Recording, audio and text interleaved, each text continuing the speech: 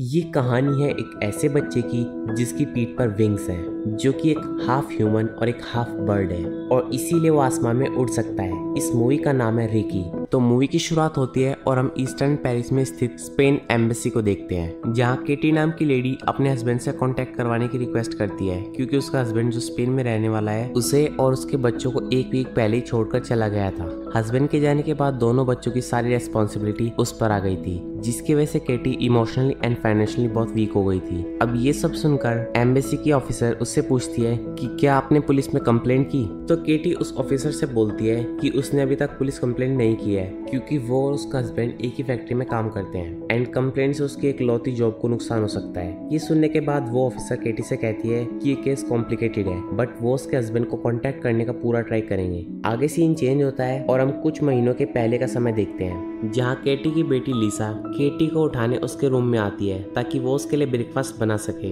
पर केटी अपनी बेटी को कहती है कि आज उसका काम करने का मन नहीं है, तो लिसा अपना भी ब्रेकफास्ट बनाने लग जाती है। पर ये देखकर केटी उठकर उसकी बेटी के लिए ब्रेकफास्ट बना देती है। आगे वो अपनी बेटी को स्कूल छोड़कर आती है, जहाँ वो अपनी बेटी से कहती है कि स्कूल खत्म होने पर वो उसे लेने आएंगी। इसके बाद केटी एक केमिकल फैक्ट्री में काम करने के लिए जाती है, जहाँ काम करते करते उसकी और एक न्यू एम्प्लॉय पैको की नजर आपस में मिलती है। लंच ब्रेक में भी केटी उसी एम्प्लॉय को देखती रहती है। लंच टाइम से पहले पैको केटी के पास आता है और एक छोटे इंट्रोडक्शन के बाद ये दोनों फैक्ट्री के टॉयलेट में ही इंटीमेट होते हैं। आकर केटी वापस काम में लग जाती है, जहाँ केटी को ओवर टाइम करना पड़ता है, क्योंकि वो लंच टाइम के बाद पैको के पास थी, जिसकी वजह से काफी टाइम चला गया था। जिसकी वजह से केटी लिसा को लेने के लिए भी काफी देर से जाती है। रात को जब केटी अपनी बेटी को सुलाने जाती है तो हम देखते हैं कि लिसा बहुत अकेला महसूस कर रही है, लेकिन दूसरी तरफ केटी अपने आप को प्लेजर देने में बिजी रहती है। अगले दिन भी सेम रूटीन चलता है, जहाँ फैक्ट्री के बाहर पैको केटी से मिलने आता है और उसे डेट के लिए पूछता है। इसके बाद केटी अपनी बेटी को घर पर अकेला छोड़कर पैको के साथ डेट पर आती है, जहाँ पैको केटी से उसके बच्चों और हस्बैंड के बारे में पूछता है। जहाँ केटी उसे बताती है कि उसकी एक 7 साल की बेटी है, लेकिन उसके फादर उसके जन्म से पहले उसे मारना चाहते थे,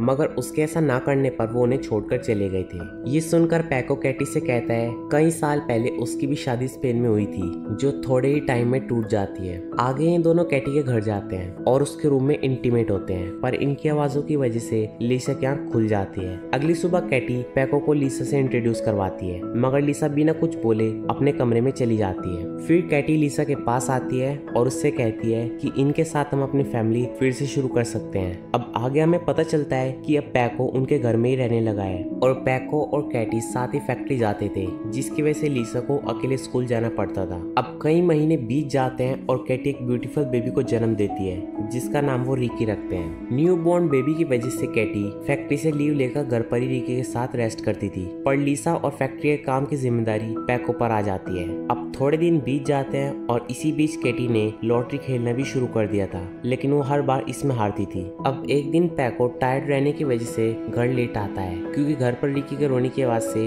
वो सो नहीं पाता था। तो केटी और पैको फैसला करते हैं कि अब से एक दिन वो फैक्ट्री जाएगा और एक दिन केटी। और अगले दिन से केटी फैक्ट्री जाने लगी और पैको रिकी को संभालने लगा। फैक्ट्री से वापस आने पर केटी रिकी को कपड़े बदलने के लिए ले जाती है, जहाँ वो रिकी की पीठ पर चोट का निशान देखती है। तो केटी इस बारे में पैको से पूछती है, लेकिन पैको को इस बारे में कुछ भी पता नहीं था। अब कुछ दिनों बाद शाम के समय रिकी बहुत ज्यादा रोया करता था, तो केटी उसे चेक करती है और वो उसकी पीठ पर निशान और भी गहरे देखती है। ये देखकर केटी को लगता है कि उसके फैक्ट्री जाने के बाद पैको रिकी को मारता है। फिर केटी पैको से इस बारे में बात करती है, जहाँ रिकी को मारने के इल्जाम की वजह से पैको घर छोड़कर चला जाता है। अब कुछ समय बीत जाता है और अब केटी रोज फैक्ट्री जाती है और लिसा घर पर रहकर रिकी का ख्याल रखती थी। जहाँ एक दिन रिकी अपने बेड से निकलकर एल्मीरा पर चला जाता है, तो केटी उसे एल्मीरा से नीचे उतारती है, लेकिन उतारते समय वो नीचे गिर जाता है, जहाँ केटी और लिसा उसकी पीठ पर कुछ टेंटिकल्स जैसे देखते हैं। ये देखकर केटी समझ चुकी थी कि रिकी एक डिफरेंट चाइल्ड है और ये टेंटिकल्स नहीं उसके विंग्स हैं। इसके बाद केटी रिकी को बेड पर कवर कर देती है ताकि वो इससे बाहर न निकल सके, और लिसा को यह बात किसी और को बताने से मना करती है। रात को लिसा पैको को कॉल करने का सोचती है, लेकिन नहीं कर पाती।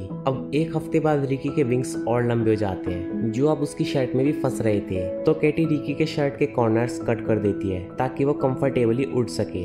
धीरे धीरे रिकी के विंग्स थोड़े और डेवलप हो जाते हैं। इसी बीच पैको लिसा से मिलने उसके स्कूल जाता है, लेकिन लिसा उसे इग्नोर कर देती है। एक दिन केटी मार्केट जाती है और वहाँ से एक बुक लाती है, जो कि बर्ड्स के ऊपर थी, ताकि वो रिकी के बारे में समझ सके। साथ ही वो रिकी के लिए हेलमेट भी लाती है जिससे वो सेफ रहे। रात होने पर हम देखते हैं कि कैटी 2000 यूरो की लॉटरी जीत गई थी।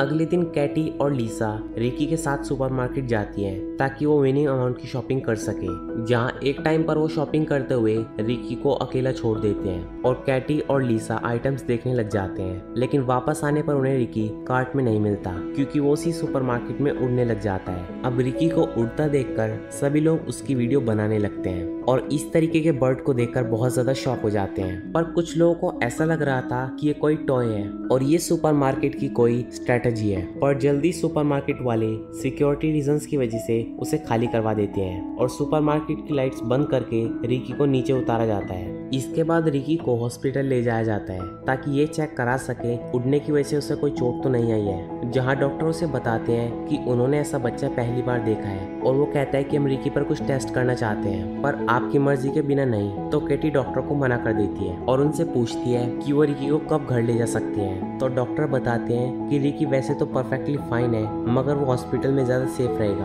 पर कैटी इसके लिए मना कर देती है। तो डॉक्टर उसे पीछे के रास्ते से टैक्सी में बिठा देते हैं क्योंकि आगे बहुत ज्यादा लोग जमा हो गए थे। अगली सुबह पैको कैटी से मिलने आता है जहाँ वो दोनों एक दूसरे को माफ कर देते हैं और इसके बाद दोनों इंटीमेट होते हैं। लेकिन पैको को देखकर लिसा को अच्छा नहीं लग रहा था क्योंकि उसे लगता था कि पैको की वजह से फिर से वो और मॉम दूर हो जाएंगी। इसके बाद पैको लिसा के रूम में रिकी से मिलने आता है जहाँ पैको को देखकर रिकी अजीब बिहेव करने लगता है और तेजी से उड़ने लगता है जिसकी वजह से उसे चोट लग जाती है और डॉक्टर उसे देखने आता है। डॉक्टर कैटी और पैको को बताता है कि हम एक ऑपरेशन से रिकी के विंग्स हटा सकते हैं लेकिन उसमें उसे बहुत पेन होगा। तो पैको डॉक्टर से पूछता है कि अगर वो ऑपरेशन ना करवाएं तो। ये सुनकर डॉक्टर उसे बताते हैं आजकल के न्यू एरा में उसका सर्वाइव कर पाना काफी मुश्किल हो जाएगा।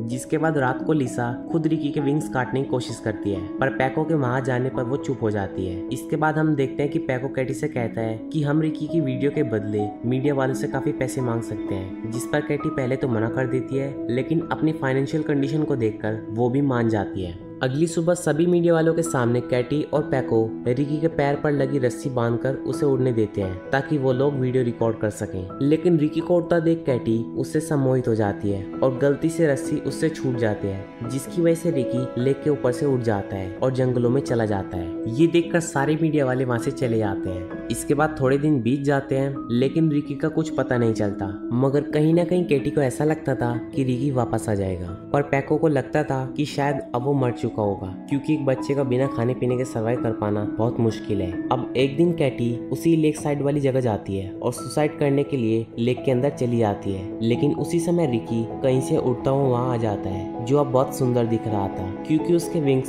बिल्कुल एंजल के विंग्स जैसे हो गए थे। रिकी को वहाँ देखकर कैटी बहुत खुश हो जाती है और लेक से बाहर आ जाती है, पर इसके बाद रिकी उड़कर वापस चला जाता है और कैटी भी अपने घर चली जाती है और लिसा और पैको को गले लगा लेती है। इसके बाद हम देखते हैं कि कैटी फिर से प्रेग्नेंट है और अब ये फैमिली खुश होती है और ये सब रिकी की वजह से हुआ था जो इस फैमिली में एक एंजल की तरह आया था। और ये मूवी यहीं पर खत्म हो जाती है। तो दोस्तों ये थी रिकी मूवी की कहानी। आपको ये वीडियो कैसी लगी हमें कमेंट सेक्शन में ज़रूर बताना। और दोस्तों अगर वीडियो अच्छी लगी हो तो इसे लाइक करें, चैनल को सब्सक्राइब करें और बेल आइकन दबाना मत भूलें। Thanks for watching my video.